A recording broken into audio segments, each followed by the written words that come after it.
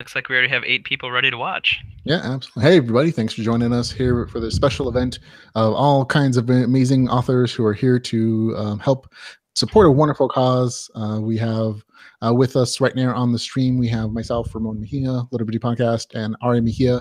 We also have with us Dakota Krout. Say hello, Dakota. Hey, everyone. How's it going? Dakota is the author of The Ritualist. He is also the author of the Divine Dungeon series, 2 amazing LitRPG series. And we also have with us Michael Chatfield, who is the author of many, many, many great things, including the Emerbilly series, which is the LitRPG series. Say hey, Mike. Hey, guys. How's it going? Yes, and of course, we're all here to support a wonderful cause in which I will pull up their particular website for authors for St. Jude, where they're doing a Dakota's organized this.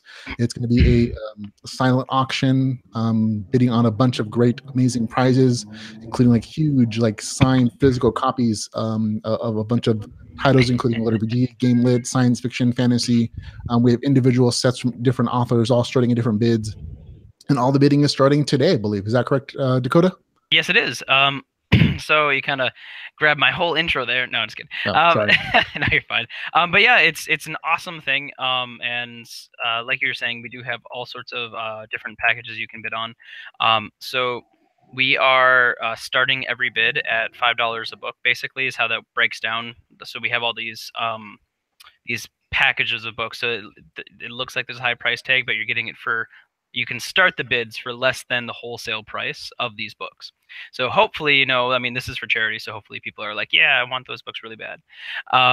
So yeah, it's Authors for St. Jude. So there is a lot of really super awesome authors that donated. We have, a little over a dozen, I think, that all. I mean, everyone wanted to participate. Not everyone had physical copies of their books. So, thank you to everyone who did participate, and thank you to everyone who wanted to participate, because that's just awesome, and it's awesome of you to do that. Hey, James. Hey, perfect. And joining us is James Hunter, whose name I couldn't remember until somebody reminded me. Terrible. He is a. We can't hear him. You need to turn that way up. We can't hear him in his purple room of writing desire, but we can see him. I will share at least his page. You can see some of his stuff here while we'll be getting hooked up to some mics here at least. Let's see. There we go. And let me see if that's on me first. And there we go. Sorry, I'll kind of ship it around. But there's Jace Hunter as the Viridian Gate series. He, of course, has the War God Mantle as his 2 LitRPG, but also has a number of other urban fantasy novels. And some other actually sci-fi novels under a different pen name. But welcome to the particular stream, James. So thanks a lot. Hey, just so you guys, can you hear me? And there's James Hunter whispering the library. Again. I think he's begging your forgiveness, but he also wants you to purchase all of his books. Yep, I see that. Sets. He says, I have children to feed. They're going to be going to college at some point. I have to save up for them now. Please purchase. So there's James. We can all chat amongst ourselves as the thing goes on. We were just talking to Michael Chatfield. He's actually doing a huge tour of the world, which I am particularly envious about. Michael, why don't you tell us a little bit about that and how it's going for you? Yeah, so I decided that I wanted to play video games and write a little bit around the world. So kind of got on a plane and been running about kind of like a headless chicken so far. Mostly learning how Google Translate works, because learning other languages is not my forte. And I think if I was to probably learn another language, it would start showing up in books, which would probably be not so good. But yeah, no, it's been a lot of fun just to be seeing I've been playing video games in every single country, and sometimes it's I play PC games, but I got into gamer cafes and that good stuff, which has been an eye-opening experience, and especially because you forget what time is, and so when it's 7 o'clock in the morning and then you're leaving, you're like, oh, what have I done with my life? And that was really good fun. But yeah, no, it's been a great bit of fun. It's led to a lot of inspiration for new books, so that should be a lot of fun coming up. And well, I went to a place that James will know very well, Thailand there, because he lived in Thailand for quite a few years, actually. Okay. I'm glad you explained that because that has some other connotations. I'm like, oh, okay. Now can I defend myself? Is it working? Teeny bit better, but He's nope. like, all we're hearing Thailand is was I hard." lived in Thailand and I had lots of fun. That's what we're getting currently. That's what I got too. And then he says in chat, "You are all the worst. We all are. If we weren't, we probably wouldn't be your friends." Hey, Ramon, can you hop into your control center and see if you can max his volume out on there? Oh, sure. Let me see if I can do that for him. James Hunter, up all the way. Any better? Any better? Way A better. little bit. Yeah. Okay. Well, I'm gonna stick this thing in my face here. Nice. And Can hear you. I'm gonna goober it. Oh, yeah, that's good. There you go. Now we got you. Okay. Good call, Dakota. Yes, I lived in Thailand as an international aid worker. It was not there like party with my white children. So just setting the record straight. And nothing weird or illicit was going on. I swear, we were working there, doing good things, helping people. Yep. So we all know that you're the best of us. Also, I have real quick because Ramon said this, and I have to set the record straight. Not because I don't like Aaron's books. So I don't have a pen name. So the books that everyone thinks are a pen name, they're not. That's a real person that we publish who is named Aaron. Like the guy who co-authored the War God books with me, that's the same guy who wrote that sci-fi series. But it's not me. I just want to go on the record because everyone's like, so dude, you're like getting into sci-fi with a pen name. And I'm like, nope, I'm not 100% not doing that. Just still writing all the things that I've always been writing. So there it is on the level. Very nice. Well, thank you for clearing that up. We appreciate it. We have our first question from chat from Danielle. She says, you shave Chatfield. She's noticing that you're missing your trademark beard. Well, and actually, I want to read his response like that. He used to have like this full, thick, manly beard, and for some reason, he's decided to betray Beard Kai. Can you tell us a little bit about that, Michael? I was in Japan, and when you're eating a lot of soup-based items, it is not the best to have a beard. It's great if you want later snacks. But not essential to day-to-day function or like sense of smell, because it sometimes gets in the old mustache there. But yeah, no, like now seeing it, Dakota's now like growing back his beard, and James has got his beard going in full force. It's like, yeah, I'm gonna have to like not shave for the entire time leading up to Dragon Con now. Well, I mean, it takes you like 2 weeks, so.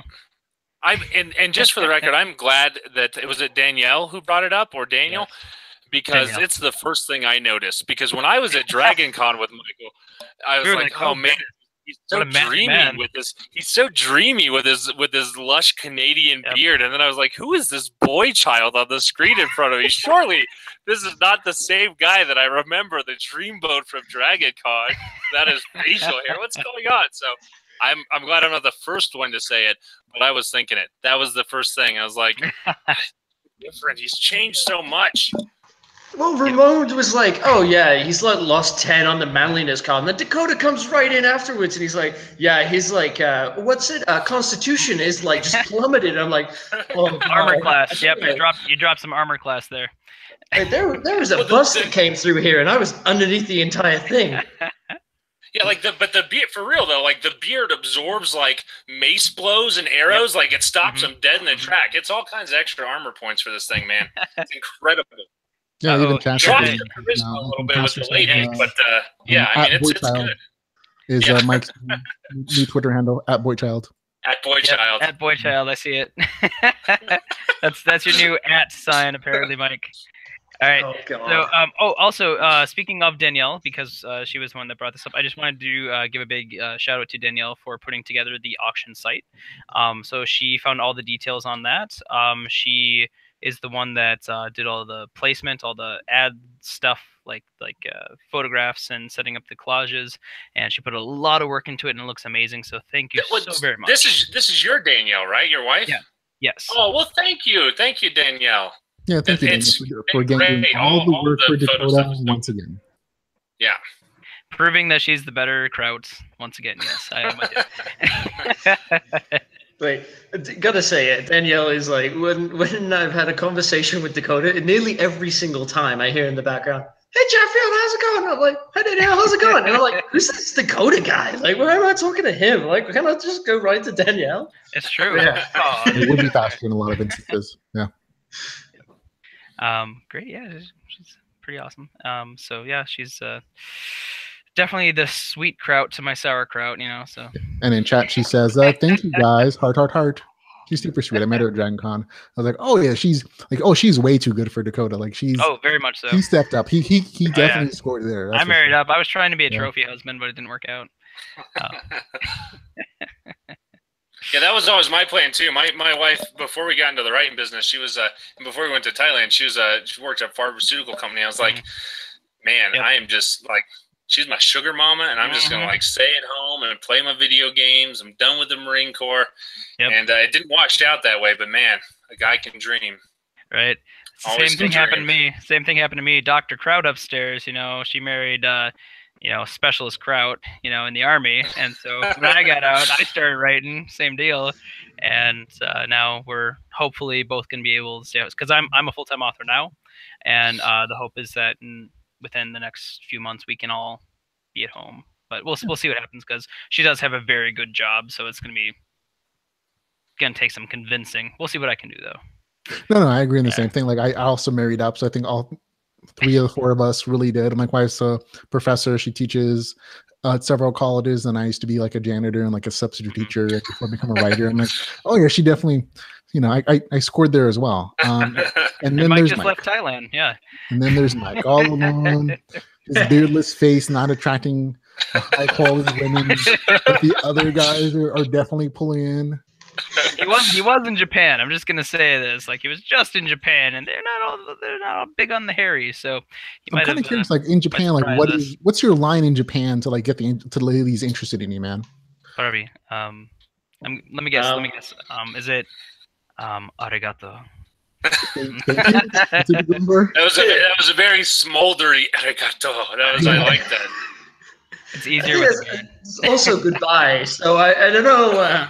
Did you not talk to her for the first bit? It was just like arigato. But I've got a lot to learn. It seems marrying up is definitely one, and never shave. Never shave. Apparently, definitely not before coming onto a stream. Apparently, I was actually thinking of that yesterday, because I had something. All right, okay, I'm not gonna say I had a full beard, but I had something, and then I was like, drunkenly at 2 a.m. Oh, I'm gonna shave this off. I'm gonna look all professional. And I woke up the next morning. I'm like, I fucked up.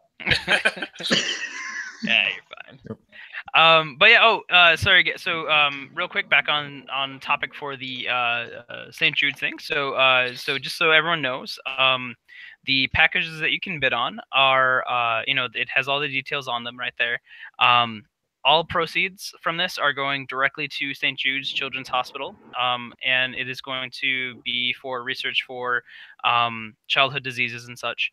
And it's just a really, really super good cause. St. Jude's does not, as far as I know, they do not charge parents for the care of their kids, so the kids get the care that they need. So this will help that. So it's a really super good cause. So feel free to bid on the packages, or just there's a donate now button and you can donate directly to them. So and this does go for a week. So the stream is tonight, but the auction goes all week. So feel free to really pump those numbers up. There we go. Charity stuff checked. No. Yeah. I'm back to that beard conversation. Yeah. Let's go to the book conversation, all right? Oh, yeah. Hey guys, what do you guys have coming up here? So I know Chatfield has like 6-7 books you're sitting on, and do you James really, Chatfield, 1 or 2. Mr. I'm taking my time with this now. I have this huge 200,000 page novel. It's not a book a month anymore. So what are you working on, man?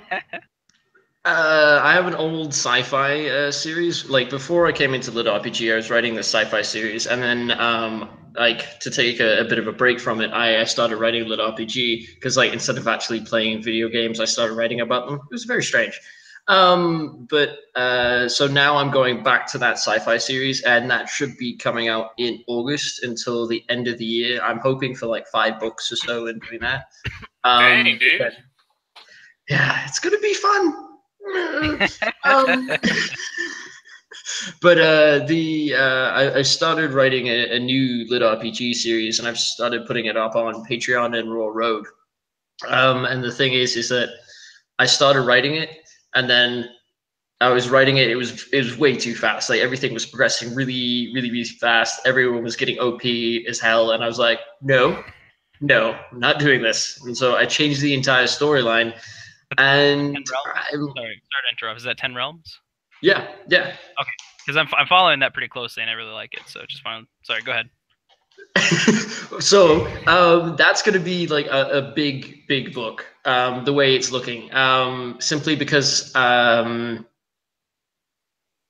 it is. I don't want to say more than that. But it's going to be. Yeah.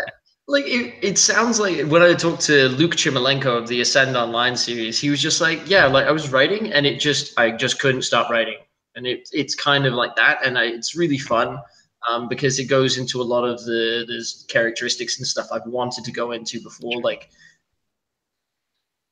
base building is about the biggest hint I'm going to give. But yeah, no, that's how books are going right now. How about you guys? What are you guys up to?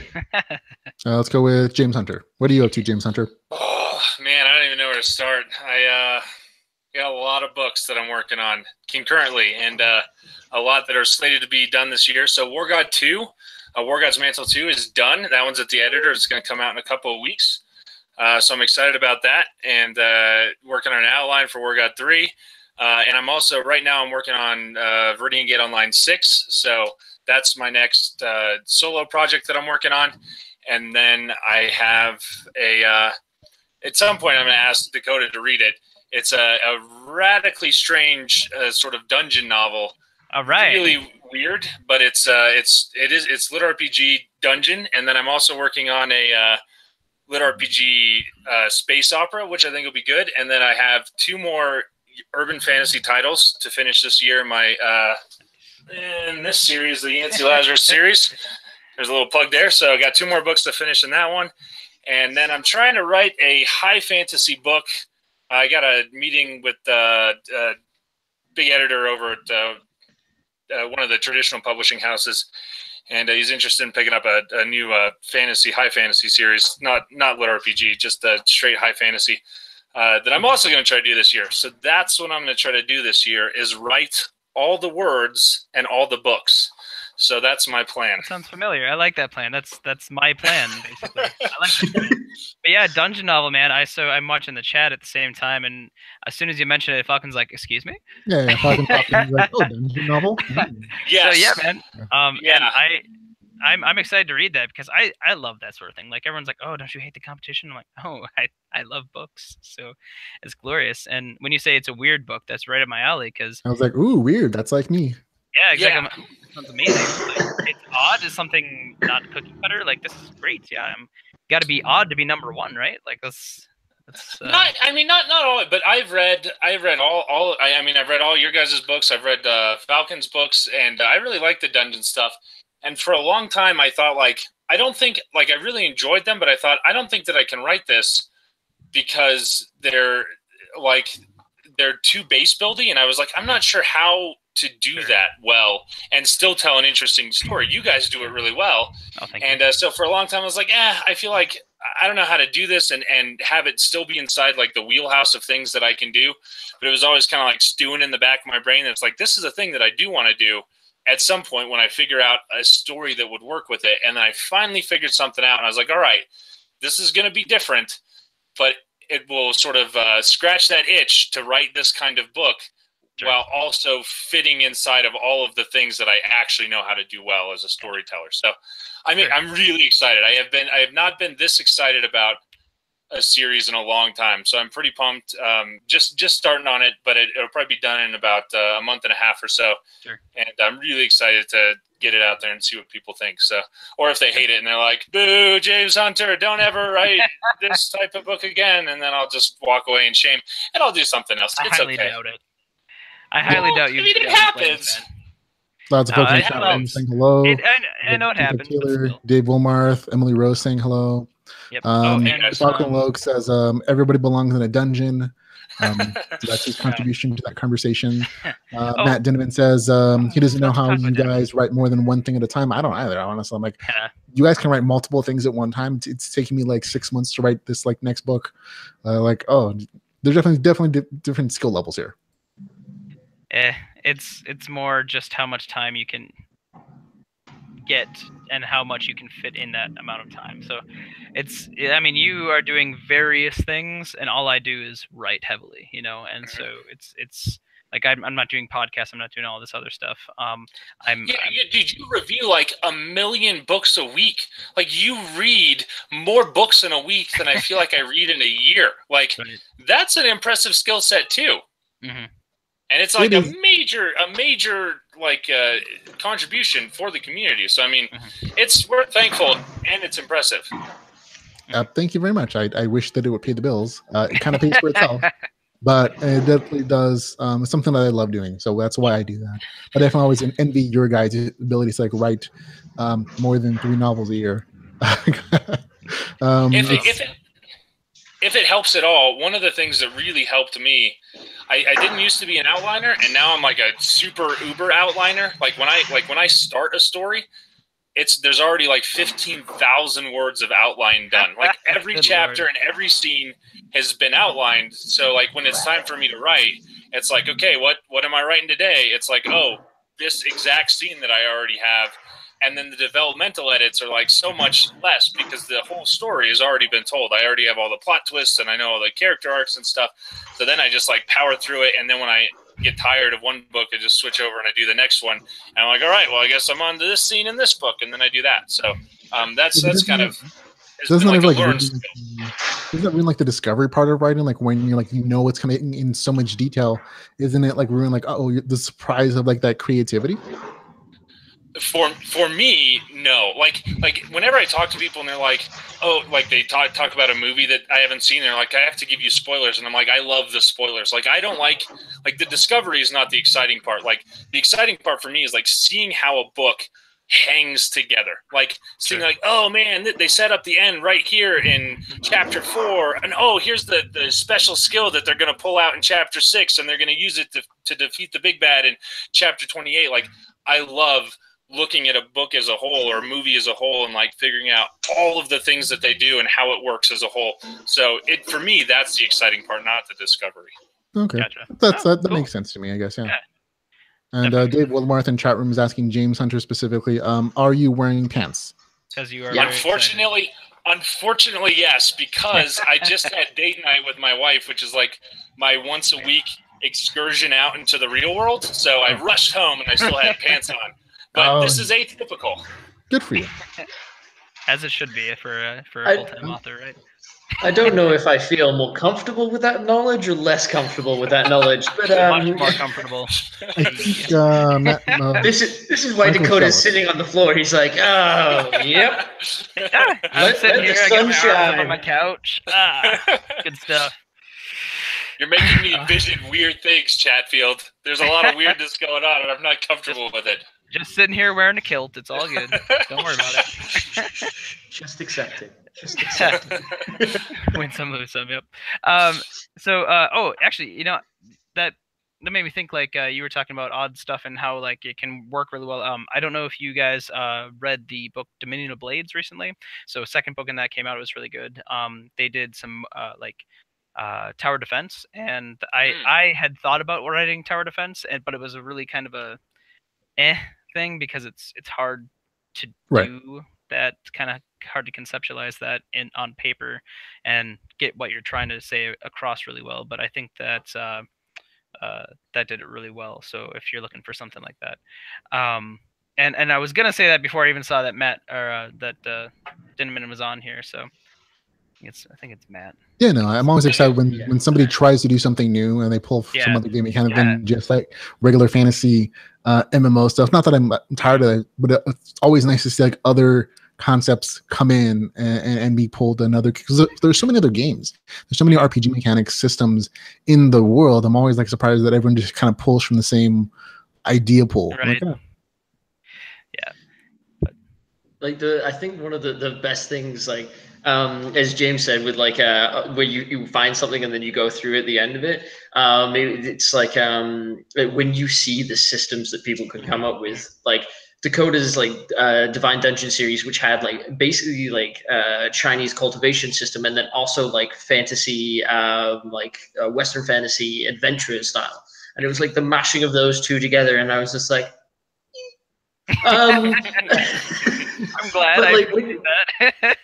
When you see like the different systems that can be made up, because like the game systems, like we have sorry, excuse me, like with tower defense, with VR MMO RPG, with like when your body's been destroyed and you're uploaded into the system, like with a Viridian Gate.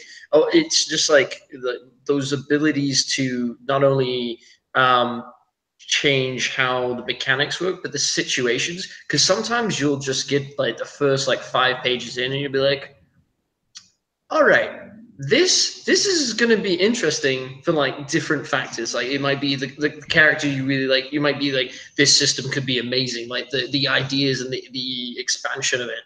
Because like who doesn't go into a video game and says, I'm going to be God by the end of this. Like, you're going to be running around and you could be like slapping people with a pinky finger and you're like, goodbye. And it's just a boom. And it's like, it's just like the fun and conceptual, like where can you go and the struggle to get there. And then it's also kind of interesting how like, I always found it interesting, at least when you like get to the end of a game in say like Skyrim or Fallout, or like a MMORPG like WoW and such. When you get to the end of it, like there's still small things to do, but usually once you've done it, unless you're going for 100% completionist, then you're just like, okay, I'm good. Just like novel, but okay. Yeah, but like you're just good with like seeing how you could be in that world, because you've got like all the fire spells of the world, and you're just running around just being like, fireball, fireball, fireball, fireball. And it's just like, hey, you like in the beginning of the game, you guys got me so good, and then now you're just like teabag. And then just good fun like that. But I find that's really cool to like play around with and see. Yeah, good stuff. Yeah, all kinds of great stuff we can pull from for our stories and individual stuff. See a couple of questions from the chat room. Let's see. Falcon says, it's true, Ramon is a Gutlin here in a good way. Attack of the Ramones. And Dinniman says he's convinced there are 4 Ramones. Let's see. And Dave Willmarth says, it looks like Chatfield in some executive lounge somewhere. He's waiting for the scantily clad waitresses to come around and card him and see if he should be there because he looks too young. Boy child. Hashtag boy child. Boy child, all right. No, I'm in an office right now. I think I'm the only one here. Well, there were a couple people walking. Oh, no, they're waving behind you. Waving. Yeah. I'm leaving in a sec. That's fine. There's only 3,000 people watching you. Yep. They said are there really that many people? Because if there are, I'm glad that I didn't say the thing I was going to say not too long ago. Keep that under wraps. There's like 17 people watching us currently, but you know, it's time. Eventually there will give be it time. Yeah, that's right. Yeah, I'll watch it 2,200 some odd times. So you guys just need to fill that 800. Yeah, he was close. So there you go. So next, we haven't talked about Dakota. Dakota, what are you working on, man? Oh yeah. Oh, a couple of cool things. So obviously, you know, next one in the Completionist Chronicles. I actually have that nearly done. And I got to tell you, full-time authorship has been really good for that, because, you know, the military in me says, hey, this isn't finished yet, so finish it. So I had a week between after I was done with work and before I started also doing the dad thing and having my baby here, where I wrote for 10 hours a day for 5 days, and I wrote like 30% of the next book. So I'm right at about where I call 85%. So I'm thinking that's going to be done pretty quick. Because I was worried when you said, "Oh, I wrote for 10 hours for 10 days," like, and I wrote 100 words. I was like, "Oh." I was a coffee fueled maniac that week, dude. You know, I go from 4 a.m. onward. That's my usual day. So, so the second one in the Completionist Chronicles is going to be coming out. I haven't decided on a name for it yet.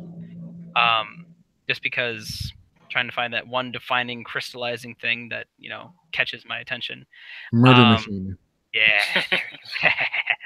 And then following that, before people panic too much, there will be the 4th Divine Dungeon series is going to be coming after that, followed by the 3rd in the Completionist Chronicles. But then I have 12 series total that I have outlined right now, so we'll see what we'll see how that goes. Yep. Dude, how's it gonna go? You're gonna kill it. That's how it's gonna go, man. You're yeah, doing the damn thing. Good for you, man. That's the way to get it done. Yeah, thanks. And then there's some hopeful collaboration with a couple authors that I'm really excited about. Cool, Fernando. Yeah, before we go on, I want to introduce Chris Carney, who is joining us, and then he disappeared. There he is, and he's back. Everybody said hey, Chris guys. Carney. Hey, Chris. Sure. Cool. Well, everybody here. Hey. So I mean, I don't want to kick you guys off at all. So I mean, feel free to stay on. Yeah. So we're gonna move into the next segment. So this is a couple more guys here. So it looks like we have Dave Willmarth, Jeffrey Falcon Logue, and Chris Carney. So hey guys. We're going to introduce everybody. We have Chris Carney, who you pull up his information so everybody can see all of his great stuff. Well, here, let me just hop off real quick. I don't want to. Sure. I don't. All these fine people. I want to be able to talk. So thank you guys for having. I'll be around. Oh, James and Chatfield. You know, guys, thank you so much for getting on here, and you know, thanks for your donations and donations of your time. And this is hopefully going to be awesome for St. Jude's. And it looks like we have so far raised $10. So we'll see how those bids go. This is my daughter, Lucy. I'm gonna go hug her and help tuck her into bed. Can you say hi to everybody? Bye. Bye. All right, guys. Bye. Bye. See you, James. Well, I'll see you guys later. Have a good one, and I'll be watching the stream. But yeah, see you, Michael. Sounds great, man. Have a good one, guys. Thank you. Thanks for coming in. All right. Cool. Okay, cool. So let's see. What do we have here? And we're going to go talk with a number of other folks, including we have Dave Willmarth, we have Jeffrey Falcon Logue, and we have Chris Carney. Carney, put on your fake mustache. Carney is the author of the Borrow King and Killing Time, that series. We have Jeffrey Falcon Logan, who's the author of the Slime Dungeon Chronicles and also the Hero of Naught series. And we have Dave Willmarth, who's the author of the Land of the Undying series, which just has 1 book so far, and I'm hoping to read book 2 and 3 very soon, but also the Greystone Chronicles. So everybody, welcome to the stream, and everybody. Woo. Thanks, Ron. Hey. Yeah, thanks for having us.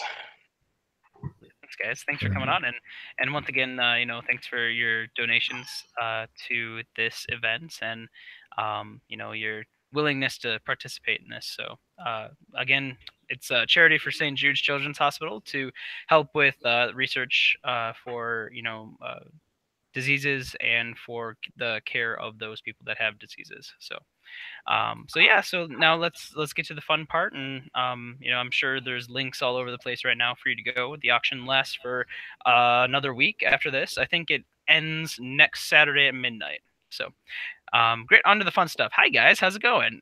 Yeah, what's going on? It's going really well. It's really good to see you all. And it's super awesome for me because I get to see all these authors that I only, you know, normally see via texting, you know, like, or messaging. So it's really great to actually talk to you, like, well, face to face, you know. Face to face. I'm counting here. Looks like we have 2 beards to 3 non-beards. So no, Dave has a beard. I'm 2 days in with him.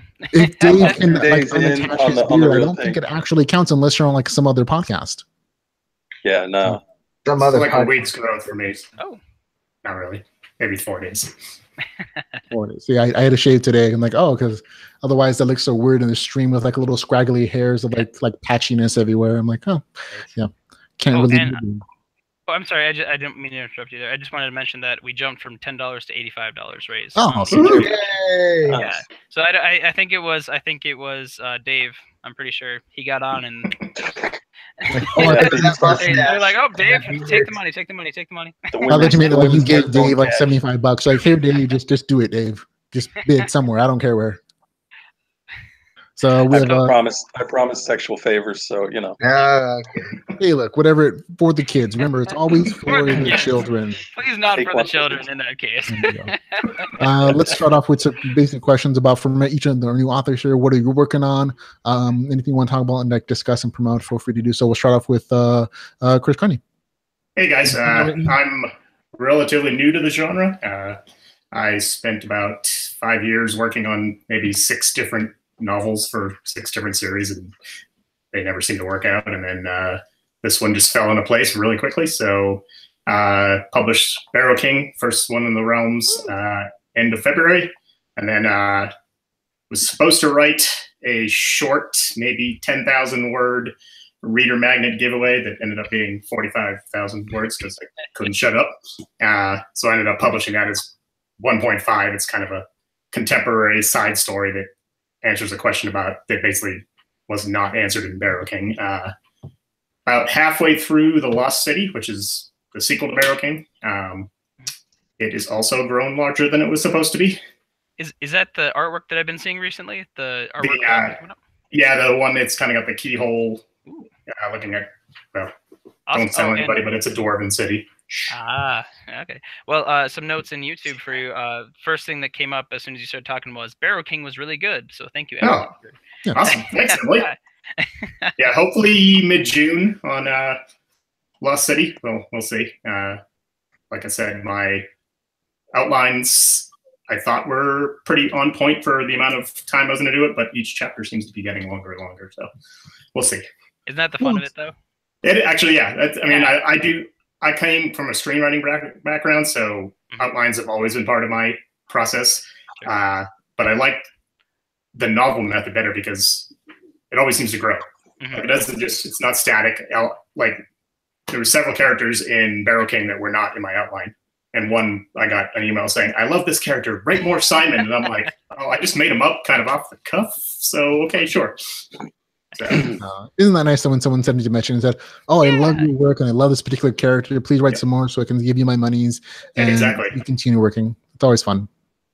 So yeah, the danger is I have a side story for that character. I'm like, no, we need to focus on the main novels. Oh, then you have like 7 side stories and like you're only in your second book of your main story. Exactly. People are like, dude, where the hell is book 2? It's like a 3-part trilogy prequel. There we go.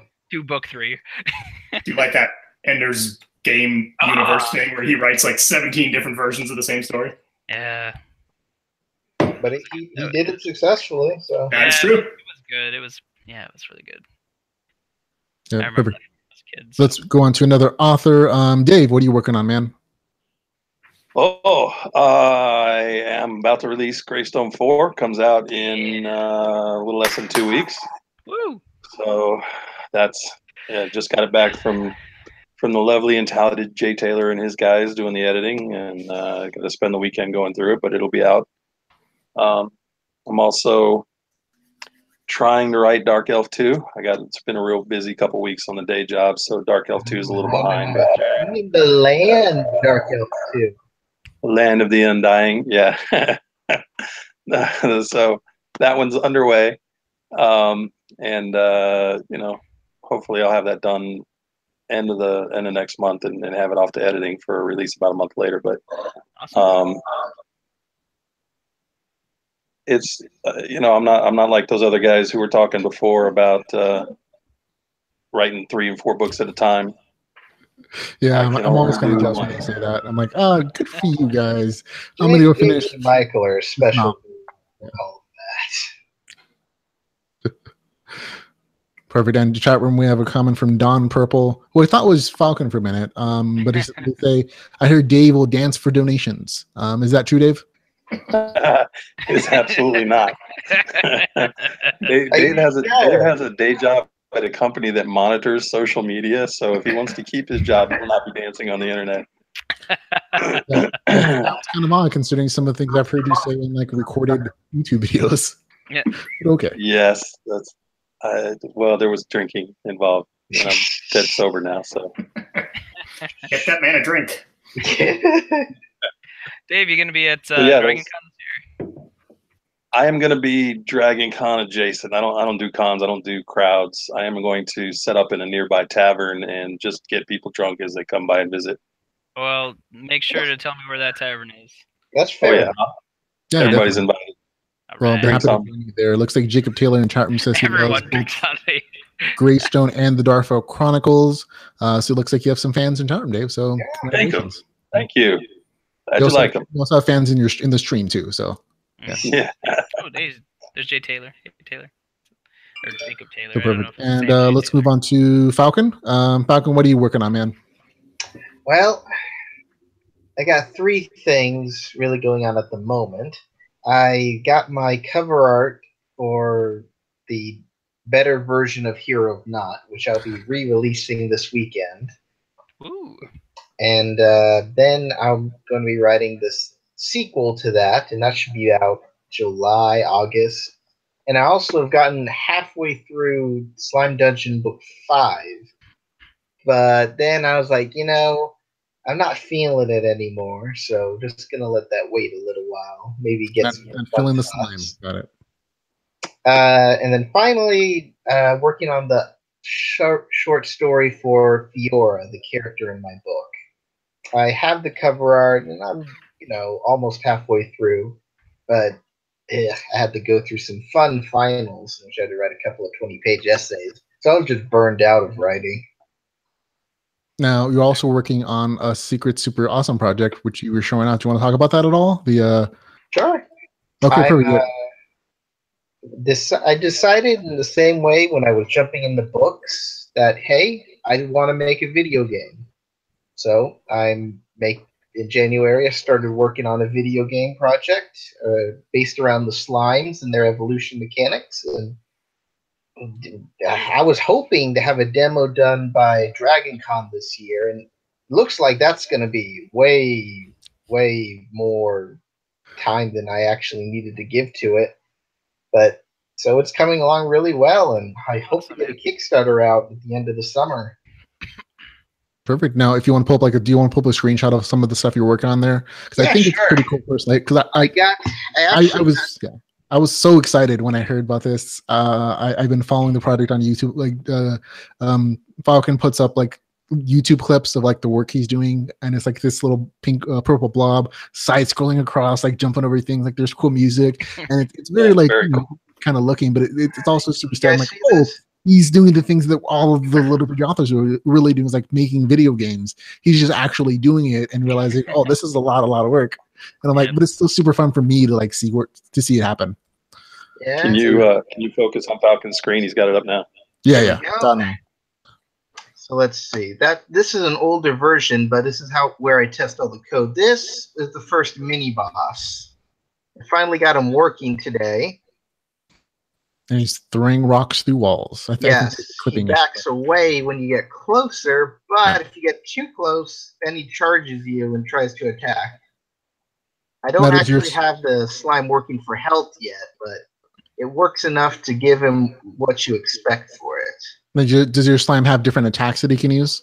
Or is it just moving around so far? He'll have just the one attack, and then as you evolve, he'll gain new attacks, new abilities. I'm thinking some along the lines of 21 various abilities you can gain through evolution. Not at the same time, mind you. Fire slime can't become an ice slime. But, you'll be able to play the game and beat it no matter which evolution pathway you go through. I'll just close out of here for the moment. That definitely looks fun. I'm kind of jealous that you're taking the time to do that kind of stuff. I'm like, oh, that's super fun looking to me, at least. Like, I almost wish I wanted to take more time to do it, but like, oh wait, I don't have time left. No. We got to give up everybody a fair share to sell their books for charity. Yeah. Yes, absolutely. So perfect. So the thing that touches bases on everybody and what they're working on right now. Except for you. Me? Oh yeah. Well, I'm here all night, so I have all night to talk about my own stuff. along with you. So we'll like say the beginning, and then we got to wait till later to get the rest. Yeah, save the best for last. Yeah, there you go. Those are some good-looking books behind you, Ramon. Yeah. Some nice guys were happy enough to send me some stuff. They're like, here's a free copy of a thing. And they're like, if you want to show it on the podcast, that's totally cool. I'm like, yeah. No, but I mean, I have my stuff there. I have the Willmarths, and of course I have Dakota Krout's Ritualist there, and I get a stack of his other books. Like Dakota's always nice enough to send me hard copy or like paperback copies of all those things. So it's always nice to have. Well, it's always nice to know that you want them. Like I love them. Yeah, I'm never sure. Like I'm never sure. Otherwise, like there's a lot of authors that I'd be like, yeah, man, here, I tried when I was first getting going to do a author book exchange, and a couple people were on board, but a lot of people were like, we don't know who you are, and we just think you're trying to steal our books. So maybe I'll try that again somewhere down the road. But yeah, I mean, I would love to have a wall of just signed copies of books. Like that's something that would just be awesome to me. Currently I have I've got Adventures on Terra that's not my own, and I think I have a couple of Aileron stuff upstairs. I think he sent me the first book in the Land series, but I think he sent it to me twice, so I have the same book twice. But I mean, it's super awesome of him to do that, so that was really nice. So yeah. Let's see. Oh, I think he also donated to the thing. Yeah, he did. Great. So if you're a big fan of the Land series, there's that's part of the bundle tonight. We have a lot of different authors in there, actually. A lot of different authors. Yeah, like tons and tons of like different people were just like, yeah, I'll send you some stuff for charity. Good job. Right? And, that was super awesome. It's and that's the coolest thing. Like with this group, it's all the authors, I gotta say, are really like genuinely good people. Like not everyone has the same personality type. Not everyone has the same, not everyone gets along all the time always. But I would say that by and large, we're genuinely decent people, which is really nice.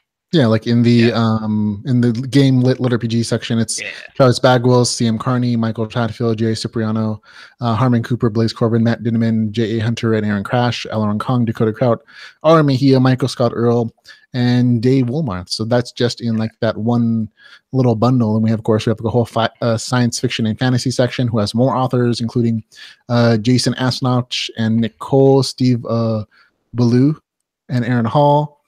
Jay Cipriano, DK Holmberg, James A. Hunter, Anthea Sharp, and those are just a few different people. We also have like other box sets, like the Divine Dungeon series.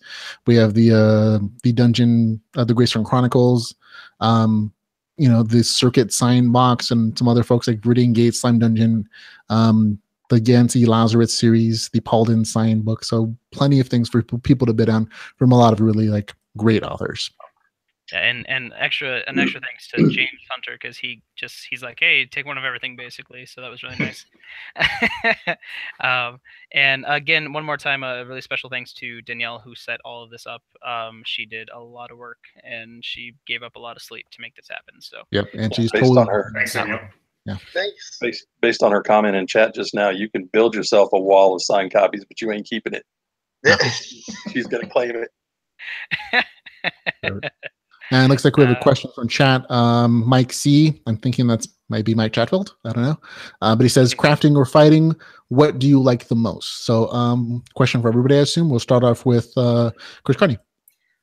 So far, mine has mostly been fighting. I love crafting books, though. So book 2 of the Realms is still kind of in the fighting, getting his bearings.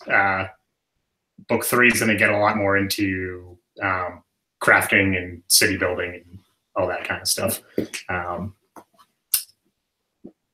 So maybe both, but I've kind of leaning towards crafting a little bit more lately. I find it fascinating. I was probably a little late coming to that particular part of the genre, so I find it to be, I don't know, it's apart from, making 8 million iron daggers in Skyrim.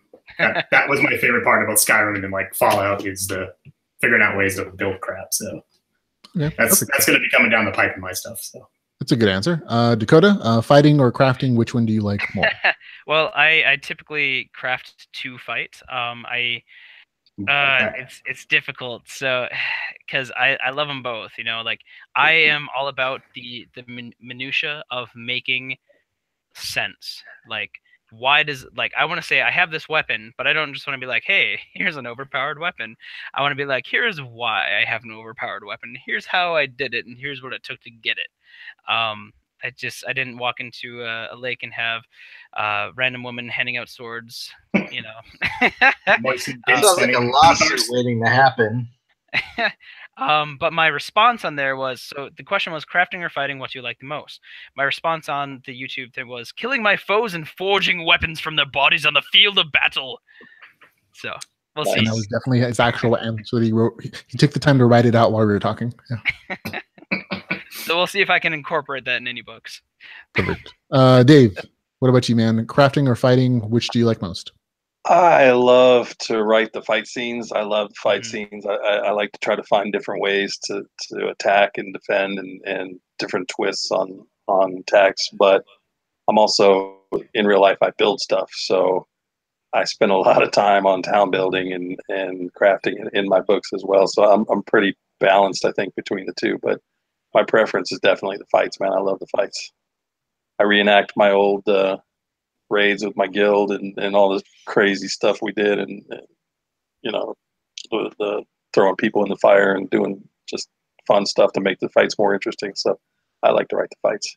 You sound like a seasoned veteran all of a sudden in gaming world.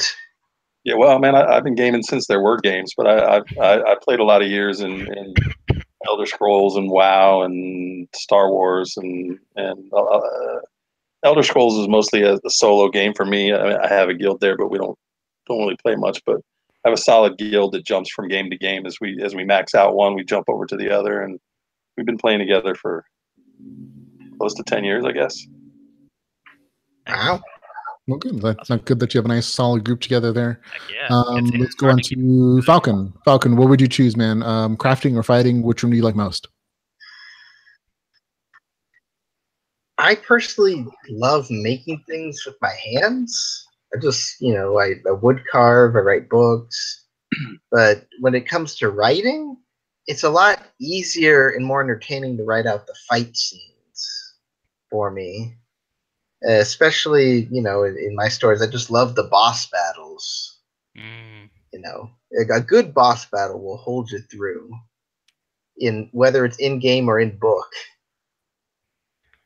Okay, perfect. And we saw your boss, your mini boss there, so it definitely goes in line like, oh, you enjoy your fights for your games as well as your box. Few notes from chat. We have Josh Rivera says, I love your books, Dakota. I just bid on them. Oh, so that's nice. Dakota also said, thank you, Joshua. So apparently he saw the message and he responded. He's really on top of everybody.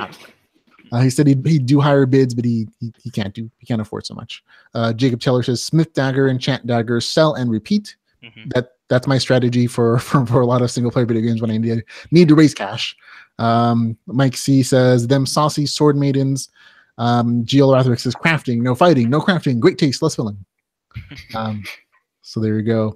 And Josh Rivera says, Dakota, does Cal ever find out who turned him into a gem? So that one's specifically for Dakota. Yes, at the end of Calamity, so at the end of the third book, and there will be more information coming on that in the fourth book because it was a bit of a confusing ending to the book. I'm not gonna lie. Made sense perfectly to me in my head and on paper. A few people did get confused. Yeah, that made sense to me. But I mean, you can always come over to my Facebook page and ask me questions. So, perfect. Oh, my turn. I forgot. Ramon, crafting or fighting? Which one do you like most? Oh, well, thanks for asking. For me, definitely, I love fighting. I mean, I love writing my fight scenes, and I love reading about good fight scenes in novels. But crafting is always gonna have my heart. In whether it's Skyrim or Fallout or any other MMO or whatever, crafting is always the first thing that I do all the time. And I could legitimately spend, hours and hours just gathering materials, trying out new formulas or spells or blueprints or whatever, and just trying to figure out the best way to maximize things. And I think it comes out pretty easily in my novels too, because I'll write. I'm editing Adventure Terror books right now, and one of like regular comments from like the editors that I'm working with, like, oh, your crafting scenes are super detailed, man, and they're like super long, and then they're like, but your dialogue is like almost missing from some of these other scenes. Like, you should really like put more dialogue in this scene, like at least as much as you have for the crafting. So I'm like, oh yeah, I guess that's true. It's easier for me to write about doing stuff than it is like the talking. So there you go. Next question from chat: guild or solo player? So again, we'll start off with Chris. Absolutely solo player. I've probably one of those people who might be excommunicated for doing this, but I'm not a big MMO guy.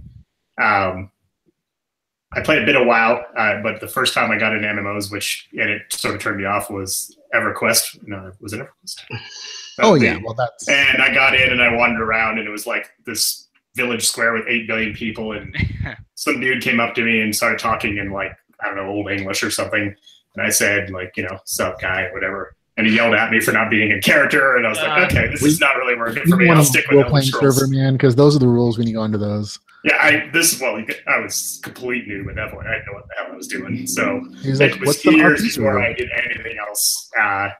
And I'd say mostly Elder Scrolls and Fallout's my wheelhouse. I do play other stuff here and there, but I keep getting suckered into that Elder Scrolls 6 trick video with the Rick Astley thing. I don't know if you guys have seen that. It's like, oh, new Valenwood. Oh, crap, it's Rick Astley. Nah, you're getting Rage 2. What was it? You're getting Rage 2 from Bethesda. Yeah. Oh, yeah, they just announced that. I saw some of the videos. I'm like, Rage 1 wasn't all that awesome. I'm not that excited. So there you go. So next up is Dakota. Solo player or guild man? I would love to play guild, but the issue is that I am sure, as with many of us, that we have about 30 seconds of time in which we want to use to sleep. So finding time to play with a guild and actually like run, you know, raids and stuff is really hard. Like, I would love to be able to do it. I would love to have the kind of free time that would let me do it. But because I don't, it almost exclusively ends up like solo player. Well, I've seen you do some stuff with like Charles Dean and Travis Bagwell. What game is that? That is Vermintide. But that's because those are that's, you know, when you get into an MMO though, it's like a 300-hour commitment basically if you want to be decent at the game. And if you like Vermintide, it's more like, hey, 40 minutes and then I can, you know, call that my gaming for the day basically. Oh, you have gaming sections for your day. Well, huh? it's more actually, heck, man. It's half the time. It's more like, hey, this is a group of authors online that we're all like talking shop and stuff. But yeah, actually, I haven't played in a little while. I actually haven't played that since I went full-time author. But I was like, that gaming headset does not look new. That looks like a well-worn professional gaming. Yeah. That's the high-end one. That's not the cheapie. Don't know what you're talking about. Danielle's listening. Okay, perfect. Thanks for that answer. We'll go with Dave Willmarth, who hopefully has doesn't have a wife looking over her shoulder. So Dave, solo player or guild man? I am absolutely a guild guy, although I haven't played at all. I haven't even logged in since I started writing. I just haven't had the time. And the only reason my guildies still talk to me is because I send them my books to beta read, and they have to. Because I owe them money. Yeah, but no, I haven't gamed it. In fact, I passed up on the WoW beta. I got an invite last month and didn't even log in. Yeah, on the new expansion, and that's the first time ever since the beginning of WoW that I didn't play the beta, and I'm a little disappointed in myself, but I got stuff to do. So yeah, you got books to write. You got a whole real job. That expects you to do stuff. Yeah, I understand. You have to adult professionally. Yeah, adulting sucks. It does until you get to like full-time author level, and then it's like, oh, this is not bad anymore. It's busy, but I work for myself. So yeah, I gotta say, man, as much as I loved my most previous job and they were awesome, I work much harder. You know, because it's more like, you know, I would really like to keep my house. You know, that's a big thing for me, you know, like having food in the house, you know. I mean, I get up at 4 a.m. and I write until 8 a.m. and that's when my wife goes off to work, and then I'm watching baby. Anytime baby closes her eyes for more than 5 seconds, I'm at the computer just just typing away. And yeah, so anyway. So there you go. And real quick, one more time, Falcon, solo or guild, man? Solo. I didn't get into the whole multiplayer type of games until I entered college. And then, of course, once I got into it, the first thing I played was LOL. So, of course, it was like, hey, look, newbie, college student, let's get into some addictive online multiplayer gameplay. So that was fun, and that's why I'm no longer a computer science major. Okay. Perfect. Thank you very much, man. I appreciate all your answers. Looks like we had Steve Beaulieu on for a second, and now he's gone, so maybe he'll come back. He said his video isn't working. But that's yeah.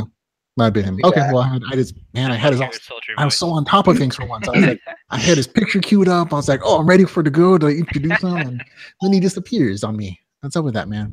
Yeah. Okay, looks like we have a couple more questions from the audience. If you guys want to answer some more, plenty of great comments. Don Purple says they love the ending of what? I don't know. I'm going to assume all of our books, that they love all of our stuff. That's the perfect answer. So thank you, Don Purple.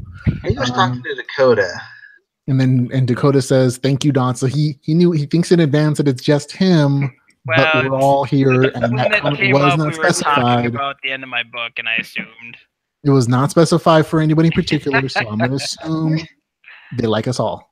Well, that's probably accurate, yes. And we have Steve. Hey, guys. Hey, there you go. Look at that beard. Sorry about that. Welcome to the stream, Steve. I'm going to say Beaulieu. Is that it? Beaulieu. Oh, man. Dakota. Man. I really had to say it too. He's like, oh, it's like that bear, Beaulieu. It was also Dakota. Like, I was like, Jungle Book, yes, Beaulieu. Like, yeah, I know. That's what I always call him. Just say it. That French stuff, man. I just call him Steve, typically. Yeah, you know? that works. As a matter of fact, I'm kind of just Jamie Castle now, which makes it a whole lot easier. Oh, is that one of the pen names you use, or is that like the... Yeah, okay. Well, I don't know what I'm doing yet. That's what you use for Web of Eyes, right? That's what I use for the Bear Goddess Saga, yeah. And that's, Hey, Ramon, sorry to disappoint, but Don Purple clarified it was all for Dakota. Yay! I mean, I know. I'm still gonna hope that that they meant us all in spirit, if not in technicality. We're going to, of course, welcome Steve to the podcast or to the show, and for donating everything to charity as we do. Rhett, I gotta go. If Rhett's here, I gotta go. It's not every interview I do, he's on. I'll see you guys later. I got to knock out some fun summer work. So. Okay. See you, Falcon. Thanks for coming on, man. And it was super nice to meet you. You both face to face, Chris and Dave. Yeah. You know, and thanks, Dakota, for putting this all together. Oh, absolutely, man. And I really look forward to talking to you guys more. Awesome. Yeah. We'll talk soon. All right, great. Guys, well, thanks so much. Thank you. And before I go, I just want to say everybody spend a lot of money on these items. It's for a good cause to help the kids. And everybody have a good night. Sounds good. You as well. Bye, guys. Yeah. Thanks, man.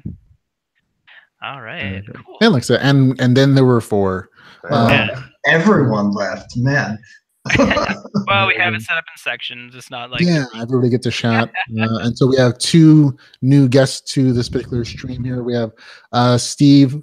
He'll say his name because I'm going to keep saying my hand, Beaulieu, and Rhett and Bruno. They both have a long existing. I think I can only feel like a tiny screenshot of what your stuff was, but looks all very exciting in sci-fi. So if you want to tell us a little bit about yourselves as authors, as what you guys do, we'll start off with Rhett.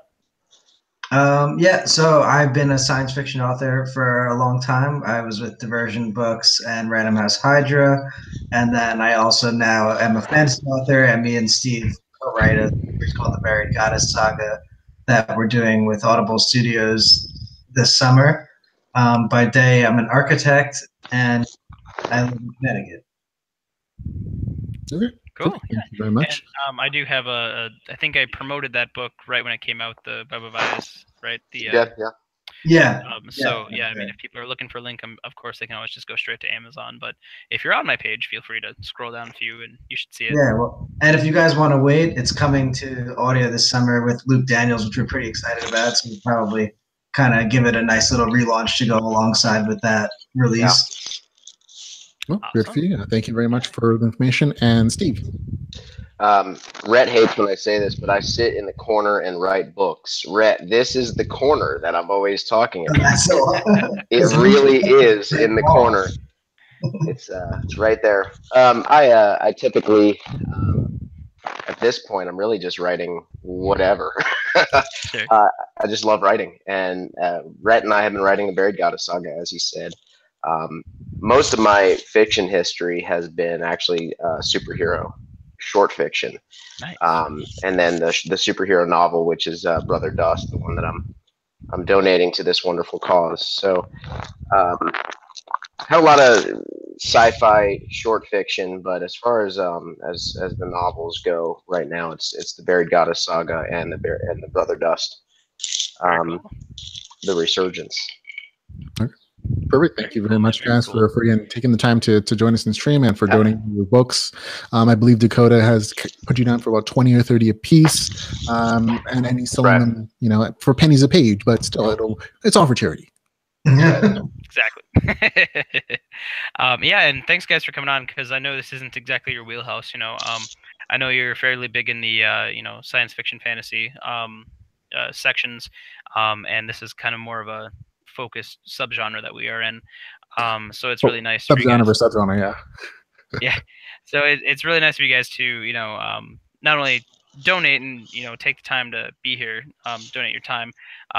It's super nice to make contacts outside of our own, kind of awesome group, but it's nice to kind of be branching out a little bit in who we talk to. I think it's good for us. We've been kicking around the idea of doing some GameLit, so there might be some things in the future there that might cross paths. So that could be fun. All the genres cross paths either way. one way or another. Maybe romance. I don't know that we're flowing with. Yeah, all right, that's fair. Genre. Yeah. Yep. Speaking of romance, I don't know. My characters are kind of rocks, so hard to. I don't have a cool setup of books behind me. I feel kind Neither do I. Don't worry. I'm all at the office. Some of us are prepared. It's okay. Dakota, you know what's really funny, man? When I first started reading your book, Divine Dungeon, I was like, is this main character seriously a dungeon? Like mine was just, I couldn't wrap my head around it. It saved my life. But Mr. Adams did a great job narrating it. I pretty much listen to books. That's all I do. I don't have time to read anymore. He did such a great job narrating that book. Absolutely. Yeah. Yep. I could vouch for that. Steve messaged me and he was like, Dakota's main character is a dungeon. Like, what? It's kind of weird, like the outsider perspective, like, oh, that seems like a weird thing, but to me, I was like, oh, this seems like the perfect story. I wish I'd read it sooner. It's funny. I think one of us, our response was he's either the weirdest dude ever or the biggest genius ever, something like that, or maybe he's onto something. I don't remember what the phrasing was, but it is a cool idea, and it was a cool idea, and it worked. Appreciate it, man. Yeah, I mean, I really like it, and it really lets me explore, just, in the first place, just having a non-humanoid main character, just has its own unique challenges, but it really lets me get away with a lot, because, if you have a perception that a human doesn't have, then hard to say that they can't do that. Sure. Well, and you had was it Danny? Was Danny the fairy? Yeah. Yes, the Wisp. Yep. The Wisp, yeah. And that brought the element of humanity into it, I think, a little more than. So that was good. And of course, the main character Cal is based off of my own personality, and Danny is based off Danielle, my wife. So yeah. Vikas really. He when I first was listening to it, I was like, oh, he's making her sound like such a terrible person, because she's supposed to be like, oh man, Cal, it's so nice, this is great, I love you, it's great, and he's like, I tell you what, Cal, you better get moving. I'm like, oh my gosh, is that how I wrote that? Is that how people read it? Oh my goodness. Yeah, a little sassy meaning to that. That's funny. Yeah. So, but it's really cool. And I'm sure you guys have the same feeling when you listen to the audiobooks. You're like, oh, is that how people are taking it? Like that? Yeah. That's yeah. I listen to like one page and I can't do it. That's not an audiobook guy. It's too weird. I don't listen much at all, and listening to my own stuff is just extra weird. Oh no! When I made my own audiobook, it was like I intentionally chose my narrator for her voice for my female characters, and I worked through like nonstop for like the first like couple weeks. Like, oh, this is what this character should sound like. This is what this scene should sound like. This is her tone during this scene, and so I was really super into like making sure like the tonally, like each character and each like setup for the relationships came through on audio as much as it did on the page in my mind, I guess. Yeah. And most of the audience like seems to like, but that's also like from the point of view of somebody who, produced their own audiobook essentially through like ATX as opposed to, using Tanto or anybody else who kind of does all the work, but also make all like those little decisions too. Sure. Well, we when I started writing Web of Eyes before Rhett came on. Rhett was doing kind of developmental editing for it, and I think he developmental edited it so much. Man, that's hard to say. I dev edited myself. Dev edited. That's so. He did. He dev edited it to a point where we're just like, you might as well just co-author this thing. But the truth is, like, since day one, I was writing this series for Luke Daniels to narrate it. Nice. Oh, that's nice. And so when we asked Audio Studios if we could have Luke Daniels, like if they said no, I didn't know what I was going to do. Like, well, who's going to narrate? It's his voice. You don't have Luke Daniels' number. Can't get No, I actually was talking to him. Yeah, he was talking to him. You have it now, I bet. Yeah. his prices are he's so worth it, but his prices are beyond my meager abilities. Yeah. Yep.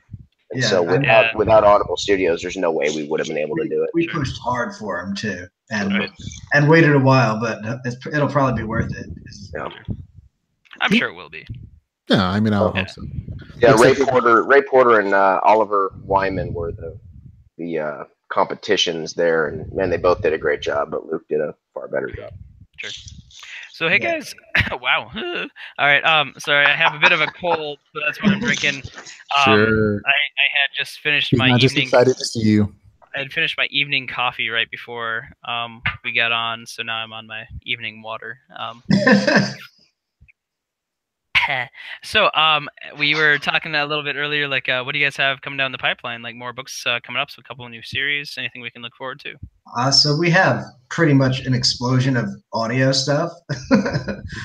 Like almost everything that I have ever done, and me and Steve's series are all coming to audio, potentially all in July, which I have my Circuit trilogies coming to audio with Podium in July. It's narrated by Jefferson Mays, who does The Expanse, which is pretty cool.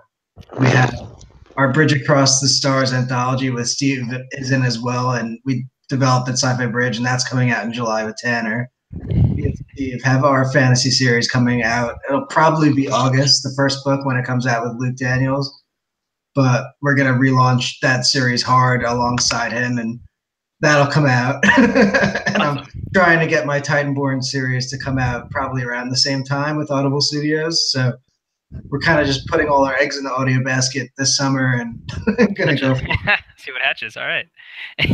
Cool. And Steve, like, so do you guys mainly work together, or do you have like separate stuff, a lot of separate stuff going on? It kind of depends on the moment. I think right now, pretty much everything is together. I'm writing something that was just like I just to throw away 10,000 words that I just had nothing else to do, and I decided to start a novel.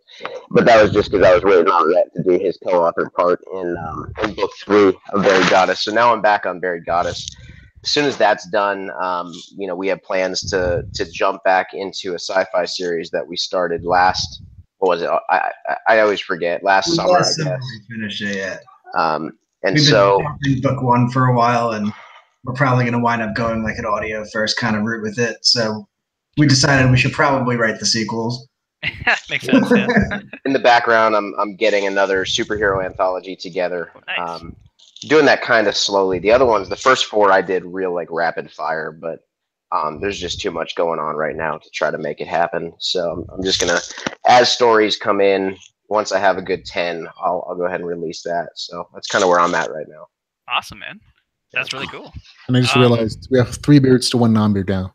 That's right. You got to get on it, man. So You gotta get it. for a little while, beginning the conversation, there was a majority, and then it was even, and now I'm outnumbered by the beards. A couple notes from chat. Charles Dean says, a bunch of drunks, and I'm not there. He's disappointed, but he also says that he missed all the beard talk. So he's extra sad about missing all the beard talk earlier. There was one question from chat from Jacob Taylor says, in a party, would you be the warrior, tank, healer, rogue, or mage? So we'll start off with Dakota. What would be your answer, man? So the tank, the healer, or the mage? We have basic your standard 4: warrior, tank, healer, rogue, mage. So 5. You know, as much as I love all the others, I have to go mage. You know, So here's the thing. I could do fighter. You know, I could do fighter. I think I would do fairly well at it. Yeah. You know. The beard. Well, I mean, the Constitution bonus. Right. Yeah. Nice. But it's I'm not big on the press of bodies. Like, you know, like if I get sweat and blood on me, if it's not my own, I'm a little upset. You have experience in knowing that? Yes, I do. Yeah. You know, I used to box, and I used to do combatives in the army. And did you just forfeit when blood got on you? Is that what that is? Oh no! I just didn't like having their blood on me. Oh, okay. That sounds fine. Yeah, it was not a fun thing. It was like, man, there's so much. All right, anyway, I just played around. Goes through the roof. Let's see. So healer, I love the healers. The healers are amazing. I love watching the healers and watching them work, but you've really got to keep on top of like not only everyone's health, but you had to make you know, you have your warrior who has triple the amount of health, but it looks, you know, I can manage that. I just don't want to. I'm over here. I'm the guy that's all right, so I have this spell. If I can chain this spell with this spell, I can do triple damage. And if I do triple damage, then this guy's going to go down in 30 seconds instead of 45. And then if I do this one, and if I add this buff, I can crush this guy, and then I don't have to worry about anything else except, you know, damage per second.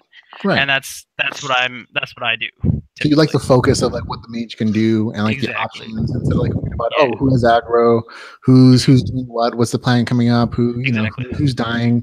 Right. I like that. So it's either mage or assassin, and that's pretty much my 2 options. And I'll take mage over assassin anytime. So DPS, hopefully, the range. Yes. Yeah. Yes. Okay. That sounds fun. What about you, Rep?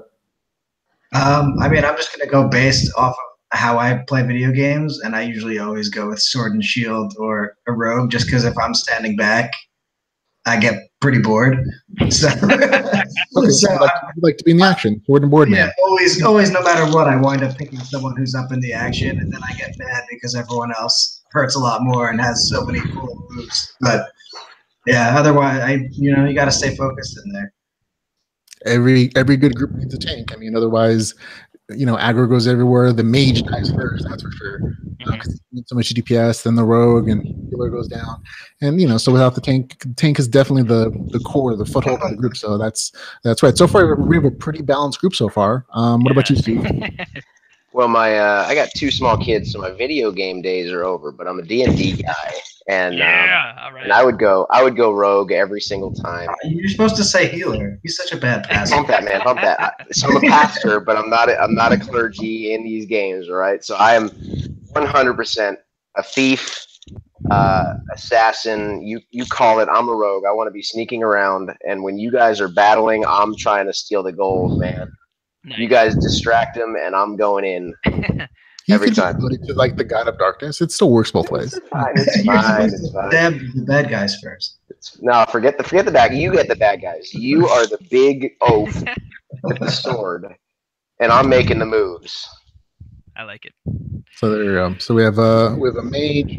We have our shield and sword tanker. We have a rogue who will pick our pockets while we're fighting. Danielle is an amazing healer in any game she plays. So, okay, so there you go. Now that's not even stereotyping. Now is that just because that's what you convinced her to do when you were playing MMOs or something together? Hey, honey, you know what the best role is? Healer. No, dude, she's full team commander plus healer. So she's all right, you need to do this, you need to do this, you need to do this. All right, heal you go, you buffed, you go faster, go. Oh, is she yelling at people during the stream or the chat? She's like, get on there. I have seen her yell at the screen, but I don't think she's ever yelled at her teammates. You know, it's Okay. push to talk, so she can. My So wife, then- my wife totally, Then my wife Danny and I in were your playing book. God of War 4 recently, and it's like one of the few times like I've seen her like curse at the television because like bad things are happening. She's like, "Stupid kid, stop! Just be helpful." Like, and you know, very frustrated yells at the That television. kid in the beginning is real, real Yeah. to be around. Yeah. So there you go. Okay, my turn to think. I would definitely. Well, if we have a healer, we have a warrior, we have a tank. Looks like I get to be anything I want to. I'm probably gonna go with a mage as well. Maybe an artificer if I'm gonna specify. There you go. I like making stuff. I can make all the group's things. I can keep their gear in nice tip-top shape. I always loved the Eberron expansion for D&D. I would love to be a Warforged artificer. That's definitely always in my dream class to see in like a video game somewhere. It's just never happened, which makes me sad. But artificer, a maker. Other than that, probably a mage. I'm definitely with Dakota. I'm like, I want you to die way over there before you get to me, and that's always been my philosophy. Mm-hmm. So there another question. So Danielle actually asked, "How did you two meet Steve and Rhett? Like, how did you guys meet?" It was a really cold night, and I just needed comfort. And I saw Rhett walking down the street, and he had on the. Tackled him. we met through Sci-Fi Bridge. I'm a graphic artist as well as a pastor, and they needed a logo. I wanted to be a part of Sci-Fi Bridge. They needed prayers, and they contacted prayer. They still need prayer. They actually do. Yeah, we definitely need that, but we need a logo.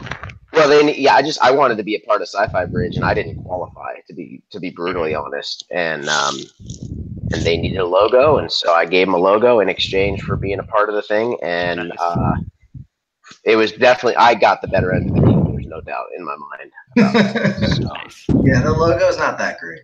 Nah, I didn't know what I just threw together something. Come on, I just get out of here. Yeah, you two sound like Dave and Taj, or Dave and Ramon, or Dave and Charles, or Dave and. I'm seeing a pattern here, actually. Yeah. Cool, guys. Let's see. Do you guys? Another question. How many? Do you guys write yourself into your books? Either are you your own main character, or do you actually write your physical name into your books? Actually, Steve used my name as a joke in our fantasy book, but that was just like a one-off, like a character wrong name. I never really write anyone I know into my books, which is good because the ones I write alone are pretty violent, and I don't think I know anyone in that line of work usually. I try to, I guess, sprinkle things that I believe throughout, but I pretty much try to separate, honestly, from all the characters and let them just be themselves. Sure. I love writing first person, and the fantasy series is not first person, but every first person character I write is pretty much my sarcastic, snarky. I mean, it's so easy for me to write first person because I just write me, and it works out pretty well. I wrote an old guy who was about to die. Sure you did, and actually I think that fit you really well. Honestly, he was like my deep thoughts of just not wanting to play. I don't doubt that one bit. You are the roach. Yeah. Cool. Let's see. Cool, guys. This is super awesome. This is super fun. Quick thing. While we have been talking this evening during the chat, we have raised $370 for charity already. Nice. For Children's Research Hospital. And 70% of the items have been bid on. So that's pretty awesome, guys. Fantastic. Yeah. So, and like I said, I do this once per segment. It's St. Jude's Children's Hospital, and it's for the research on diseases, and it also helps cover the medical costs of children going through any procedures that they need, because St. Jude's, as far as I know, I could be wrong, but I'm fairly certain they don't charge for their services. So everything you guys are doing out there, all you guys, all the authors who donated, not only their books but their time, and the people that did want to but couldn't because they didn't have physical merchandise, thank you all so much.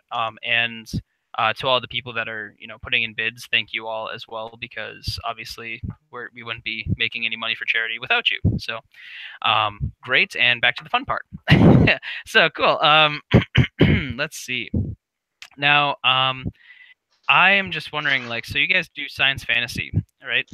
Like, wow, science fantasy. Science fiction, because in my head it's always science fiction fantasies. So you do science fiction, like, obviously there's fantasy elements in that. But do you guys ever see yourself moving into, like, more high fantasy stuff, swords and sorcery, and throwing around magic, or are you definitely machines are the way to go? Well, really, the Web of Eyes is 100% swords and sorcery. So it's high fantasy. Yeah, you knew that. You just. I did. I'm reading this. So no, and it was a very good book actually. I was very impressed by how in depth it was. And I meant more just like, so you guys see yourself as science fiction though? Like, do you see yourself moving into fantasy, like more hardcore fantasy, like hardcore. You want to take it, Rhett? You know that there's your answer. No, I think Steve would definitely love to write fantasy. I'm more into writing space opera type stuff, but we've kind of taken our fantasy series in a real interesting direction, so it's been fun to write. Fantasy was actually the first thing I wrote. I self-published a series at like 16, and that was pretty high fantasy, probably a similar genre. But I've gotten pretty into science fiction, and as far as what I would write on my own, it would probably be more of the gritty, dark type science fiction I have before. Even the science fiction me and Steve write together was more of a pulpy, lighthearted, fun science fantasy sort of story with aliens and alt history and stuff. So I think together we have a brand, whether it's science fiction or fantasy, of that more pulpy adventure, lighthearted story that has some darker tones, but they're kind of snuck in there compared to what I write on my own. Okay. I'd probably write fantasy exclusively if there's not nearly the market in the independent world in the fantasy side of things as there is in the sci-fi side of things. But it's not as easy to break into. It's different. Yeah, it's much different. I would totally put spaceships and aliens into the Buried Goddess saga just to mess with everybody if it were up to me. I mean, I've never mentioned that to Rhett, but like I would in a heartbeat. We can have people come from above, like book 5. What's that? We could have like a ship land from above. I'm telling you, man, that would be. We did a D&D mod or a D&D campaign once where a spaceship landed, and it was one of the most exciting, fun things. Our GM did some amazing things with it, and man, it was brilliant. That could be cool. Let's do it. We gave our hand away, so now we can't do it. Yeah, that's true.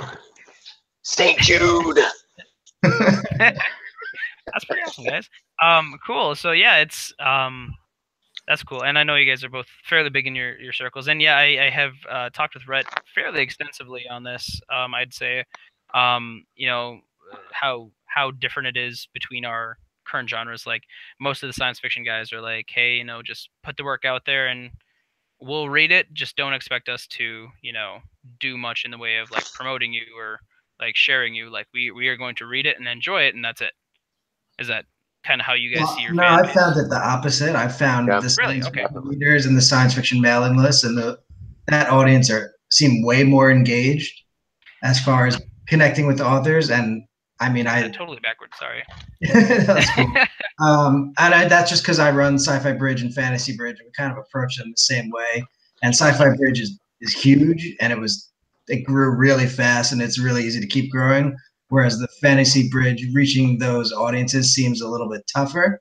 Mm-hmm. And I mean, I see it. You see it on Amazon. Like indie authors own those Amazon charts in science fiction. And fantasy, you still see Game of Thrones, Pat Rothfuss, and all the big guys up top. And then the GameLit authors have really taken over a lot of those spots. Right. And, I mean, there are a bunch of big indie fantasy authors, but it seems to be a lot of the same people. I don't see that many breaking in. But then again, audio in fantasy seems like a way bigger thing and way more important to those audiences. So once we get into that side, it might cancel out. That makes sense, and I can see how the people that consider themselves more science fiction would want to be able to physically look at it and like maybe even take notes and be like, all right, so here's what this says it is, and like, oh, it's 3 cubic meters. Are you insane? That would never fit in there. That's like I can see that they would like look at that, whereas the fantasy genre would be more like, oh yeah, magic. Yeah, no, science fiction reviewers can be brutal, especially when you're not writing like hyper realistic Martian type science fiction. Like there's a reason it's called space opera. You're kind of just trying to make it real. It doesn't have to follow all the laws of physics. But some reviewers don't know that there's a difference between like hard science fiction and space opera. So they can be rough, as Steve probably knows as well. Brother Dust got shredded a little bit. I mean, we had good reviews all around, but it got shredded several times because it was really science fantasy. There was so little science fiction in it, and I even advertised it in the superhero genre. It was advertised as a space opera for those who love superheroes and vile villains. Like that was the whole thing. But man, you got your sci-fi guys out there that were just so angry at every. I mean, fantasy. There's a lot of hand wavium. You can get away with a lot of hand wavium. In sci-fi, there's not a lot of room for that if you don't use the term fantasy. So. No, and it's true. I mean, I had like a beta reader, someone who I've worked with before and stuff. Who like there was one scene in one book where a character's piloting a ship around and shooting bombs down in space. And he was like, well, that could never happen that fast. I was like, yeah, things are really far apart in space, but I don't want to spend 10 pages of her flying around shooting bombs. Like it didn't have to last that long to get. You know what? Craig Allenson has his series Expeditionary Force. And he's one of these guys it was the most amazing thing ever. He's got these spaceships fighting from light years away. He did exactly what you're talking about, but it wasn't military sci-fi by any stretch, and it wasn't huge battles in space. But every time there was a battle, neither of the parties could see each other, and they were just it was pretty intense, and it was cool. Yeah, so that's how The Expanse does. If you watch the show, which is it's an awesome way to show space battle, but there wasn't a battle. She's shooting down nukes being flown by no one, so. Right.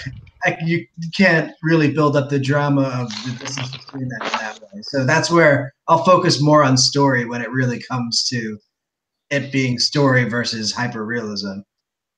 Hey, Dakota, why should I read Rituals? Ritualist? So it is a great story, in my opinion.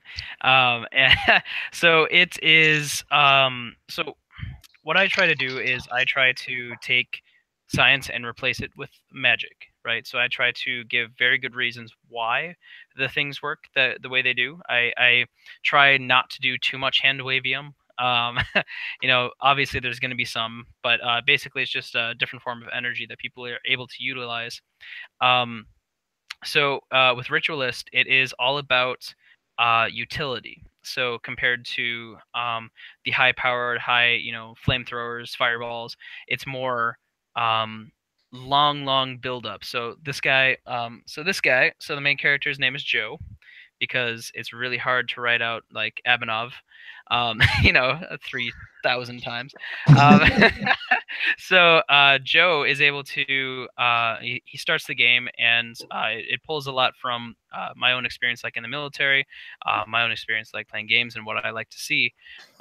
So what he does is he makes rituals, which are essentially spells that have a very high initial cost, but they are either much more powerful or they last much longer. So in the second book, he gets into like it's not out yet, but in the second book he gets into a lot more like big things going on, like big effects. And in the first book, it just shows how you don't need to be overpowered to get things done, basically. So I'm still working on a good elevator pitch for that. Sorry about that. That worked. Three on the spot. Totally accurate. Can I ask one more question? Yeah, please, man. Are we still allowed to use the words the title LitRPG? Is that still legal in this? Yeah, I mean, so I use it on all my stuff. I sure hope so. So yeah, so it's an interesting thing. So LitRPG is they're trying to break it up, which is fine. Like I don't particularly mind how people like to label their own things. So LitRPG has kind of been pushed to be specifically RPG games, right? Where GameLit now is more of a broad, overreaching thing. Like you have your RPGs, you have your first-person shooters, you have all this other stuff, and that kind of falls under that umbrella. Okay. So if you guys were to give advice to us, because like I said earlier, we're kicking around the idea. We have a couple of pitches for some GameLits, and I would love to know what your advice would be for elements that absolutely have to be in the story for the readers to appreciate the books. So Ramon can definitely take this one because he has a whole rubric. Cool.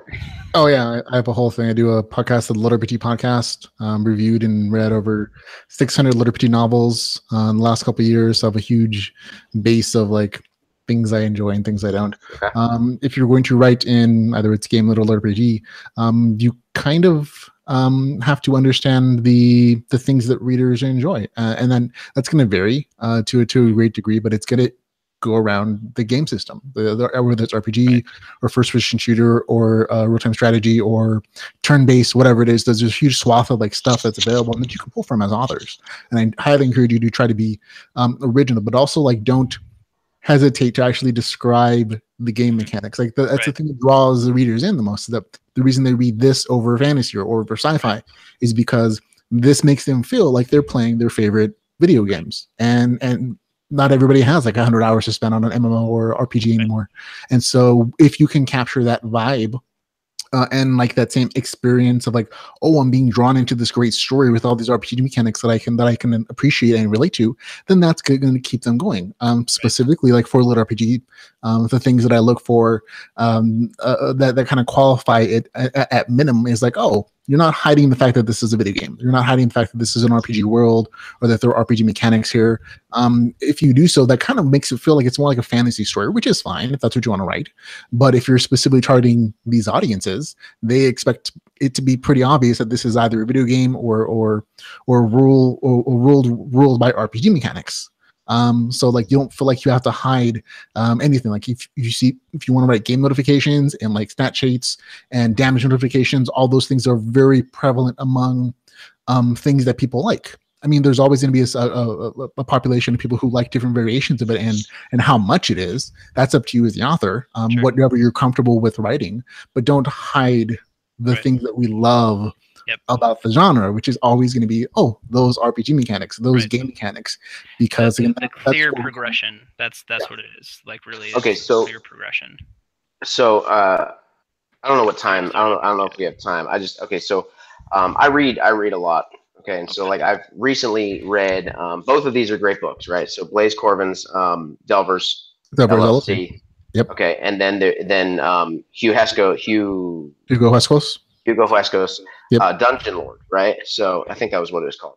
So in Delvers, it was, take them out of a world and put them in the world created by a god that kind of functioned as a video game, but there wasn't necessarily those stat page elements. Sure. No. Again, his novel in particular is of a kind of a combination category, portal fiction and LitRPG, and it works for me. And that's mostly because when he does the RPG stuff, it's super thorough. Like a lot of the story still is just portal fiction, which is perfectly fine. But he's also incorporated like a very detailed structure system of like them getting powers and it being very much of an RPG game system.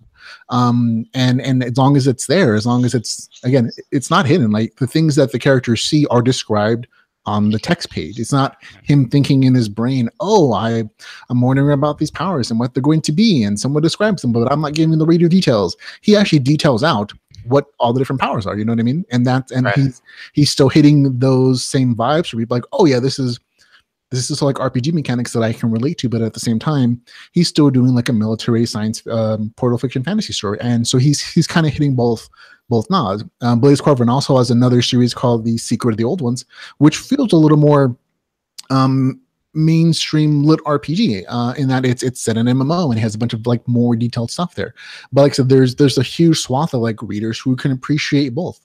But the common denominator between them all is that those RPG mechanics aren't hidden away, and you can very clearly see the progression of your characters in like text terms of like, oh, he gains a level, or he gets a rank, or he's increasing his health whenever he levels, or whatever the case is. All those same things that you appreciate in a D&D campaign or in like an MMO or in like an RPG game. Part of the draw, at least for a lot of people, is like you go from hero to zero, but it's not hidden away in like fantasy terms of like, oh, he gets a magic sword. It's, oh, he gains experience points. He gains levels, and he plans out his character, and you know, all those other things that us as gamers can all relate to, and creates this instantaneous common frame of reference for everybody. And so you're already kind of tapping into like that gamer culture whenever you're writing like a good lit RPG story. Okay. Wonderful. Cool. For a novice, can you explain what the hell portal fiction is? Oh. So if I'm in the context correctly, there's a few different ways that people get into the games. Some of them are like you kind of like fall through a portal, or a god transports you into that world, and that's more portal fiction. And then there's more lit RPG-esque, kind of more sciencey version of it, is that they're playing a game and their minds are in the game itself. So it's like virtual reality, or like deep dive, brain activity basically. So I think Portal is more they're physically, bodily transported into that world, whereas LitRPG otherwise is more they're in a game. Yeah, there's definitely two big ways of like getting people in the game world. Either it's transported to a game world, which is like reincarnation, or you literally step through a portal, or some god takes you from one place to another.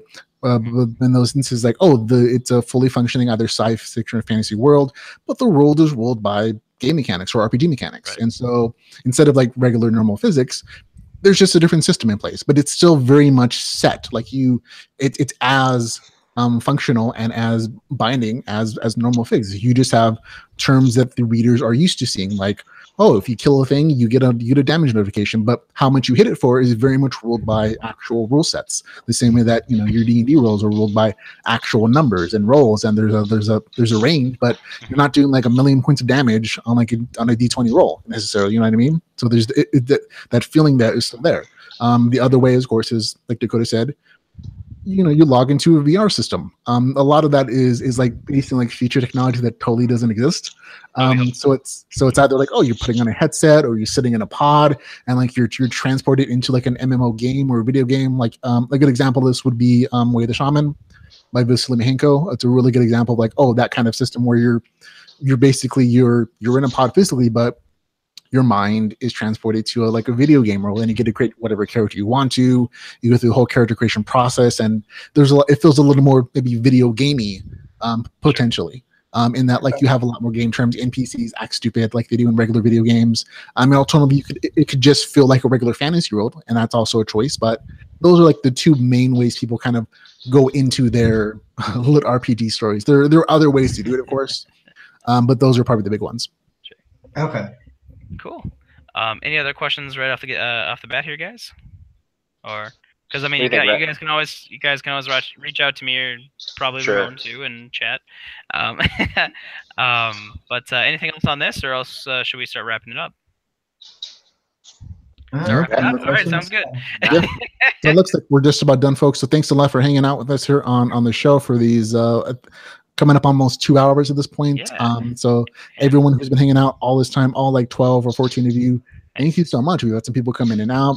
We missed the whole conversation in chat room about bards and missing beards. And one suggestion was like we should do a Hunks of LitRPG calendar next year, which I'm totally for. Nice.